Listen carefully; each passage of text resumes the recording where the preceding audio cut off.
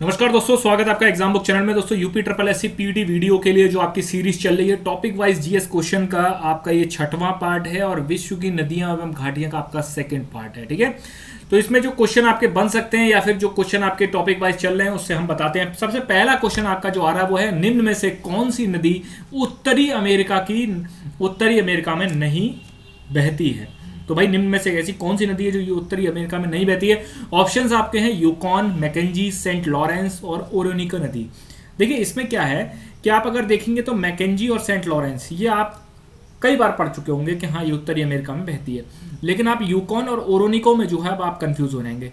अगर आप जो है देखते हैं इस तरीके से, ये आपका थोड़ा सा मैप अजीब से ही है।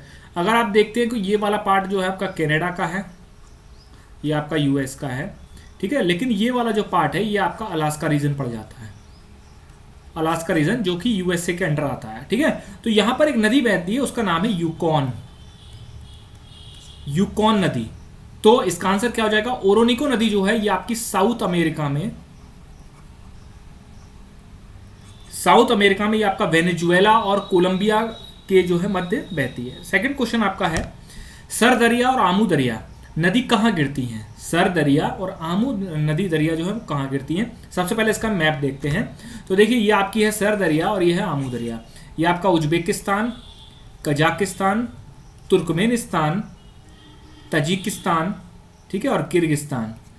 ये आप देखेंगे तो ये आपका सेंट्रल एशिया में सबसे इंपॉर्टेंट जो नदियां हैं वो है आपकी सर दरिया और आमू दरिया, और ये आपकी किस में गिरती हैं, अरल सागर में। अब आप कमेंट बॉक्स में मुझे ये बताएंगे कि अरल सी जो है वो किन देशों के मध्य बाउंड्री बनाता है। ठीक है, नेक्स्ट क्वेश्चन है, निम्न में से कौन सी नदियां काला सागर में गिरती हैं। काला सागर में आपकी कौन सी नदियां गिरती हैं। पहला ऑप्शन है वोल्गा डेन्यूब, फिर है Dnieper Danube, Ural Volga, Dnieper Volga. तो ये आपका क्या हो सकता है इसका आंसर, इसका आंसर आप बताइए। तो सबसे पहले हम इसका मैप देखते हैं। तो देखिए ये है आपका ब्लैक सी, ये आपका रूस, जॉर्जिया, टर्की और आपका ग्रीस नहीं लगता है ब्लैक सी से, इस चीज़ को याद रखना। बुल्गारिया, रोमानिया, ठीक है, और ये आपका यूक्रेन। ठीक, ये आपका सी ऑफ एजोव हो गया, और ये आपका बॉस्फोरस स्ट्रेट हो गया जो कि ब्लैक सी और सी ऑफ मरमरा के बीच में है, और आपका एजियन सी हो गया ये, और ये आपका ये डेंड्रियल स्टेट्स हो गया जो कि सी ऑफ मरमरा और एजियन सी के बीच में है। ठीक है, ये आपका मेडिटेरियन सी भूमध्य सागर हो गया। तो इसमें आप देखेंगे ये है नीपर रिवर और ये है डेन्यूब रिवर। तो ये आपकी कहां पर गिरती हैं, ये आपकी ब्लैक सी में गिरती हैं। ठीक है, चलिए नेक्स्ट क्वेश्चन देखते हैं, निम्न में से किस स्थान पर वोल्गा नदी गिरती है। तो वोल्गा नदी किस स्थान पर गिरती है। अब इसमें ऑप्शन है लाल सागर, कैस्पियन सागर, भूमध्य सागर या काला सागर। ठीक है, इसमें हम एक मैप देखेंगे, मैप के बाद हम बताएंगे। देखिए ये है आपकी वोल्गा रिवर, ठीक, और ये आपकी है कैस्पियन सी, और ये आपकी डेन्यूब रिवर, ये आपका ब्लैक सी। मैंने आपको अभी डेन्यूब रिवर के बारे में बता दिया था कि डेन्यूब रिवर जो है ये आपकी ब्लैक सी में गिरती है, और वोल्गा रिवर जो है ये आपकी कैस्पियन सी में गिरती है। अब बहुत सारे बच्चों को ये चीज़ नहीं पता होगी, तो मैं आपको बता देता हूँ, जो आपका वेस्टर्न या फिर पश्चिमी जो आपका रशिया है वो यूरोप का पार्ट माना जाता है। ठीक है, इसीलिए अगर हम बात करेंगे कि यूरोप की सबसे लंबी नदी कौन सी है तो हम वोल्गा का नाम लेते हैं, लेकिन ये बहती पूरी तरह रशिया में है। आप देखिए रशिया का पार्ट है ये पूरा, ठीक है, लेकिन वेस्टर्न जो रशिया है वो आपका किस में आता है, यूरोप में आता है, इसलिए हम उसको वोल्गा ही बोलते हैं। तो पहले नंबर पे आपकी वोल्गा हो जाती है, यूरोप की सबसे लंबी नदी, और दूसरे नंबर पे आपकी डेन्यूब हो जाती है। ठीक है, चलिए इसका आंसर क्या हो जाएगा, इसका आंसर आपका हो जाएगा कहां पर गिर रही है वोल्गा नदी। वोल्गा नदी आपका कैस्पियन सागर में गिरती है। फिफ्थ क्वेश्चन है, निम्न में से किस नदी का प्रवाह आर्कटिक सागर में है। भाई कौन सी नदी आर्कटिक सागर में गिरती है नीचे में से, लीना, आमूर, टिग्रीस, माही। इसका आंसर हो जाएगा आपका लीना नदी जो है ये आपका ये देखिए ये लीना नदी यहाँ से निकलती है, ये पूरा बहती हुई जाती है, और यहाँ पर ये आपका आर्कटिक सी है, ये रशिया लगा हुआ है। ठीक है, और ये आपका जो है यहाँ पर आर्कटिक सी में गिर जाती है, यहाँ अपना डेल्टा बना देती है। ठीक है, चलिए नेक्स्ट क्वेश्चन है, निम्न में से कौन सी नदी भ्रंश घाटी में बहती है। पहले आप ये समझ लीजिए भ्रंश घाटी क्या होती है। भ्रंश मतलब क्या होता है कि जब भी कोई जमीन जो है फट जाती है, बीच में से दरार आ जाती है, भ्रंश मतलब दरार। तो ऐसे ही क्या है कि जब तो स्थल आपस में एक दूसरे से थोड़ा अलग हो जाते हैं तो वहां पर एक दरार आ जाती है, उसी को हम भ्रंश बोलते हैं। और जब इस भ्रंश से कोई नदी बहना शुरू हो जाती है तो वो भ्रंश घाटी हो जाती है। तो निम्न में से कौन सी नदी भाई भ्रंश घाटी में बहती है? तो निम्न में से सब अमेजोन, वोल्गा, राइन, सिंधु, कौन सी नदी है? तो राइन नदी जो है, जो आपके जर्मनी की बैकबोन माना जाता है, वो आपकी भ्रंश घाटी में बहती है। और दोस्तों यूरोप की सबसे इंपॉर्टेंट नदी मानी जाती है क्योंकि इस नदी से बहुत मात्रा में ट्रांसपोर्ट होता है, ठीक है। क्योंकि जैसे देखिए हमारी गंगा है, इन सब चीज़ों जो छोटे छोटे शिप्स को ले आके इनका ट्रांसपोर्ट होता है, वैसे ही आपका राइन नदी से जो है वो सबसे ज़्यादा ट्रांसपोर्ट हो रहा है। और सबसे सस्ता ट्रांसपोर्ट आपका जो है वाटर ट्रांसपोर्ट होता है, जो कि आपका नदियों से, नहरों से होके जाता है। अब देखते हैं क्वेश्चन नंबर 7, निम्न में से कौन सी नदी एशिया से संबंधित नहीं है? ऑप्शन है आपके नाइजर, आमूर, टिग्रिस, पीली नदी। पीली नदी को यहाँ पर हुआंगहो नदी भी कहा जाता है, हुआंगहो, ठीक है, जो कि चाइना में बहती है। ये आपका इसमें आंसर है आपका नाइजर। नाइजर नदी आपकी अफ्रीका में है और बाकी ये सारी नदियां आपका कहां पर? एशिया में है, ठीक। चलिए, निम्न में से कौन सी नदी मकर रेखा को 2 बार काटती है? ठीक। अब आपको यहीं पर एक चीज बताना, मैंने पिछली वीडियो में बताया था कि कौन सी नदी कर्क रेखा को काटती है, कौन सी नदी जो है वो आपको आपकी इक्वेटर को काटती है 2 बार। इसमें हम देख रहे हैं कि निम्न में से कौन सी नदी मकर रेखा को 2 बार काटती है। तो दोस्तों इसमें है option Zambezi, Congo, niger, Limpopo. हाँ, तो आंसर आपका हो जाएगा लिम्पोपो। लिम्पोपो नदी जो है वो आपकी मकर रेखा को 2 बार काटती है। और मकर रेखा को हम क्या बोलते हैं? Tropic of Capricorn. इसका मैप देख लेते हैं। देखिए ये आपकी लिम्पोपो रिवर और ये आपका जा रहा है ट्रॉपिक ऑफ कैप्रिकॉर्न। और ये देखिए आपका 2 बार यहाँ पर, 1 बार यहाँ पर, 2 बार ये आपकी जो है वो काटती है, ठीक है। समझ में आ गया? आगे बढ़ते हैं। महावेली गंगा किस देश की एक प्रमुख नदी है? महावेली गंगा, ठीक है। तो ऑप्शन से आपके Bhutan, Nepal, Sri Lanka, Thailand.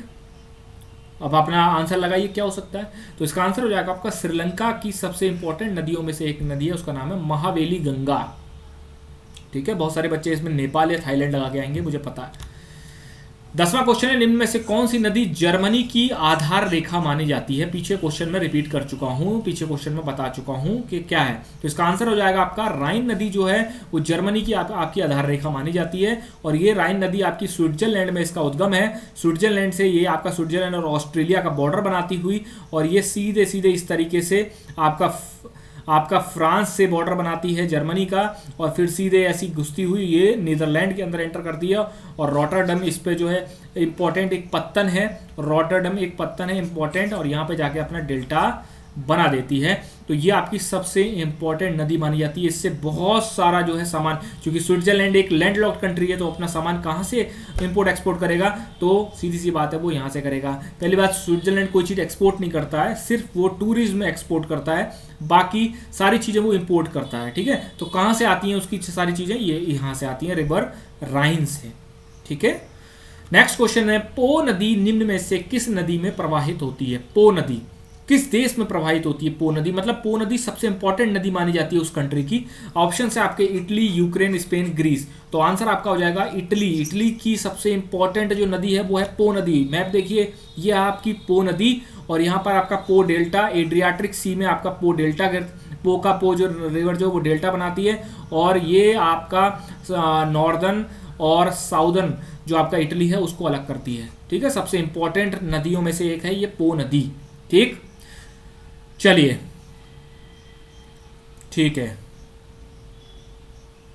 Next question है आपका, एशिया की विशाल नदी मेकोंग। एशिया में एक नदी है मेकोंग।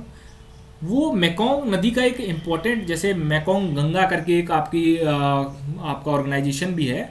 तो मेकोंग रिवर जो है ये किन देशों के बीच में बहती हुई जाती है? ये इतनी बार क्वेश्चन रिपीट हुआ है कि आप विश्वास नहीं कर सकते। बहुत बार क्वेश्चन रिपीट हुआ है, जो यूपीएससी से लेकर लोअर लेवल तक है, सब में इस क्वेश्चन को दे मारते हैं जब भी इनका मनु जो है करता है। तो इसमें आपके मेकोंग जो रिवर है वो किन किन देशों के बीच होके आती है? सबसे पहले मैप देखिए इसका।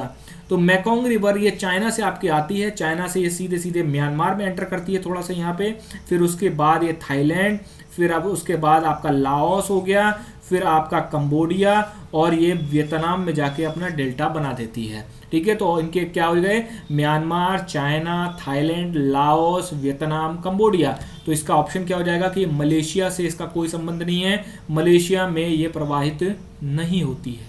ठीक है, नेक्स्ट क्वेश्चन, निम्न में से कौन सी नदी ऑस्ट्रेलिया में नहीं बहती हैं? भाई ऑस्ट्रेलिया में कौन सी नदी ऐसी हैं जो नहीं बहती हैं? असल में क्या है ना, किसी भी देश में बहुत सारी नदियां बहती हैं, लेकिन कुछ कुछ इंपॉर्टेंट नदियां जो होती हैं, अब जैसे बाहर के लोग जो तैयारी करते होंगे या बाहर के लोग जो नॉलेज रखते होंगे हमारे इंडिया के बारे में, तो हम क्या सोचते होंगे, भाई इनके यहाँ गंगा है, ब्रह्मपुत्र है, सिंधु है, और आपकी ये कावेरी, ठीक है, कृष्णा, महानदी, इंपॉर्टेंट 7-8 नदियां होती हैं। हमारा कंट्री तो बहुत बड़ा है।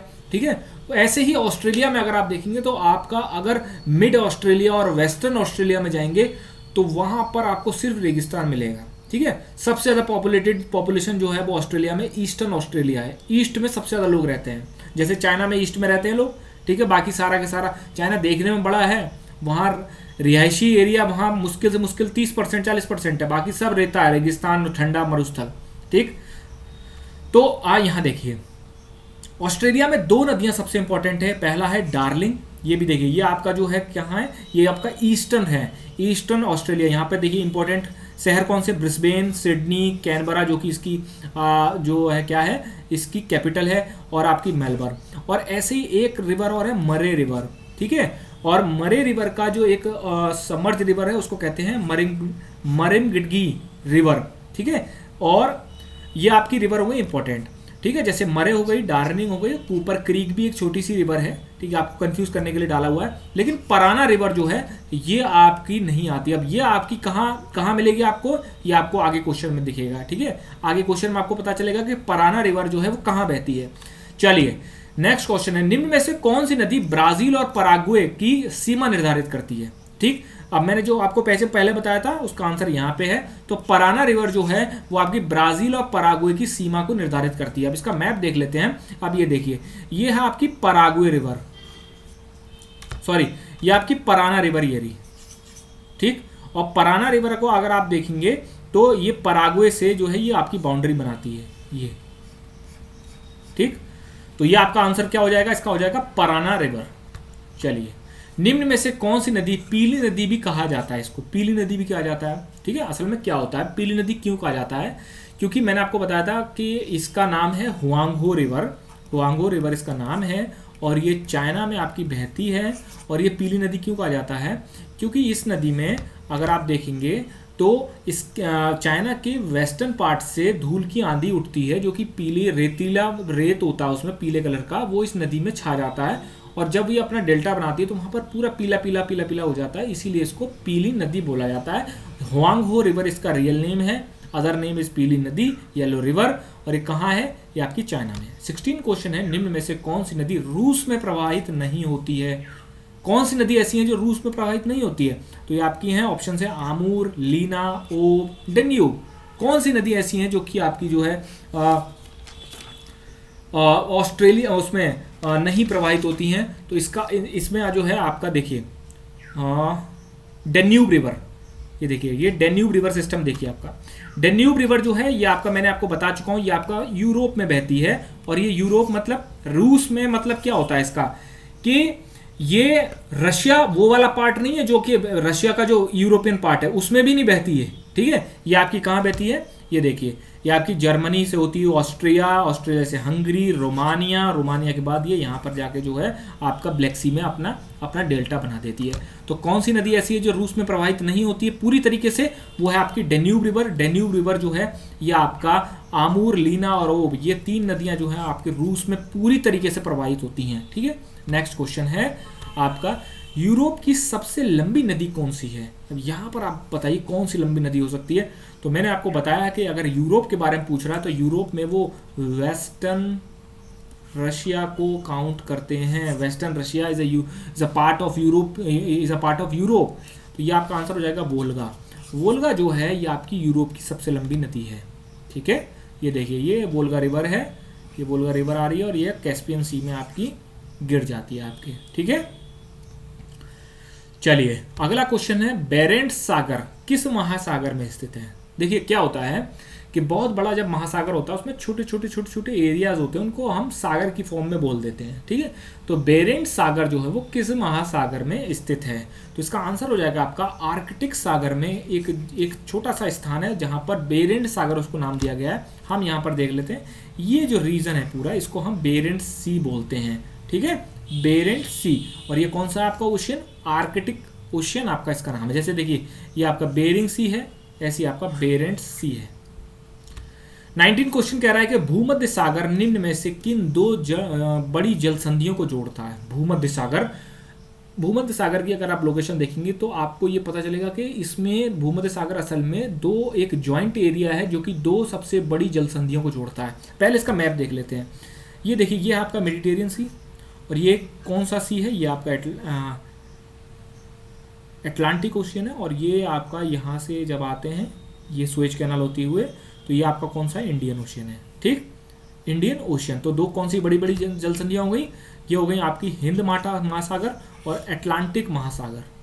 ठीक है, निम्न में से किस नदी पर विक्टोरिया जलप्रपात है? बहुत बार आपने पढ़ा होगा, कौन सी नदी ऐसी है जिस पर विक्टोरिया जलप्रपात है? सबसे पहले इसका मैप देख लेते हैं। तो विक्टोरिया जलप्रपात एक जाम्बेजी नदी है, और यहाँ पर आपका ये देखिए ये विक्टोरिया फॉल है।